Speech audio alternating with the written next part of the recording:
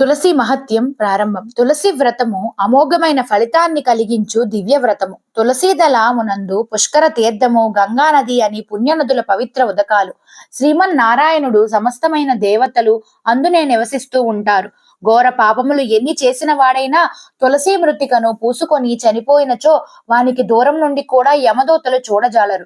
కేశవుణ్ణి గాని శివుణ్ణి గాని తులసి గుత్తులతో పూజించినచో పునర్జన్మ కలగదు. కార్తీక మాసంలో 1,00,000 తులసీదళ వ్రతమును ఆచరించి శ్రీహరిని పూజించే వారికి సమస్త సంపదలు సమకూరును. తులసిని స్థాపించుట వలన, స్పృశించుట వలన, పెంచినందు వలన, తులసిని గూర్చి చదివినా, తెలుసుకున్న, మనోవాక్కాయ కర్మలచే ఆచరించిన సకల పాపములు హరిస్తాయి. నర్మదా నదిని చూడటం, గంగా నదిలో స్నానం చేయటం, తులసి వనాన్ని సేవించడం, ఈ 3 పనులు సమాన ఫలితాన్ని కలుగజేస్తాయి. తులసి వనాన్ని స్థాపించు వారి సమస్త పాపాలు హరించును. ఇష్టకామ్య సిద్ధి కలుగుతుంది. యముని వల్ల భీతి కలుగదు. యజ్ఞాలు, యాగాలు, పూజలు, వ్రతాలు సమస్తం కార్తీక మాసంలో చేయుట వలన రెట్టించిన పుణ్యాన్ని కలుగజేస్తాయి. తీర్థయాత్రలు దేహాన్ని, మనస్సును పునీతం చేస్తాయి. వీటి వల్ల కలుగు పుణ్యఫలం అనంతం. కార్తీక మాస ద్వాదశి తిథి అందు తులసి దళములతో పూజలు చేయని వారు చేయు పనులు నిరర్ధకములు, నిష్ఫలములు. అట్టి అజ్ఞానులు ఘోర నరకములు పాలగుదురు. తులసి దర్శనం కలుగని వారు ఆ సమయమునకు విష్ణు భక్తికి పూజించవలను. అట్లు నచ్చుట ప్రథమము. నారాయణ సన్నిధునకు భక్తుడు విప్రుడు శ్రీమన్నారాయణాంశ సంభూతులగుట వలన వారికి పూజించుట పుణ్యప్రదము. తులసి మాల కాని, దాత్రిమాల అనగా ఉసిరిమాలను గాని ధరించుట శ్రేష్టము. అట్టివారు కొన్ని వేల కోట్ల సంవత్సరములు స్వర్గమునందు నివసించెదరు. ఈ మాలలను దానం చేసిన, ధరించతలసిన తులసీదేవిని, శ్రీహరిని స్మరించవలను. సమస్త పుణ్యాలను కలుగజేసి సర్వ పాపాలను హరించును ఈ తులసీ దళం.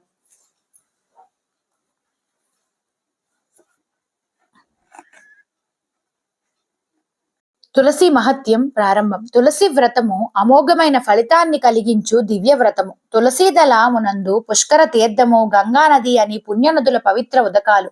శ్రీమన్నారాయణుడు సమస్తమైన దేవతలు అందునే నివసిస్తూ ఉంటారు. ఘోర పాపములు ఎన్ని చేసిన వాడైనా తులసి మృతికను పూసుకొని చనిపోయినచో వానికి దూరం నుండి కూడా యమదూతలు చూడజాలరు. కేశవుణ్ణి గాని శివుణ్ణి గాని తులసి గుత్తులతో పూజించినచో పునర్జన్మ కలగదు. కార్తీక మాసంలో 1,00,000 తులసీదళ వ్రతమును ఆచరించి శ్రీహరిని పూజించే వారికి సమస్త సంపదలు సమకూరును.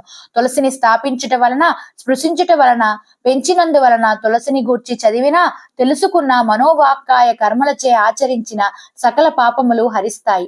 నర్మదా నదిని చూడటం, గంగా నదిలో స్నానం చేయటం, తులసి వనాన్ని సేవించడం, ఈ 3 పనులు సమాన ఫలితాన్ని కలుగజేస్తాయి. తులసి వనాన్ని స్థాపించు వారి సమస్త పాపాలు హరించును. ఇష్టకామ్య సిద్ధి కలుగుతుంది. యముని వల్ల భీతి కలుగదు. యజ్ఞాలు, యాగాలు, పూజలు, వ్రతాలు సమస్తం కార్తీక మాసంలో చేయుట వలన రెట్టించిన పుణ్యాన్ని కలుగజేస్తాయి. తీర్థయాత్రలు దేహాన్ని, మనస్సును పునీతం చేస్తాయి.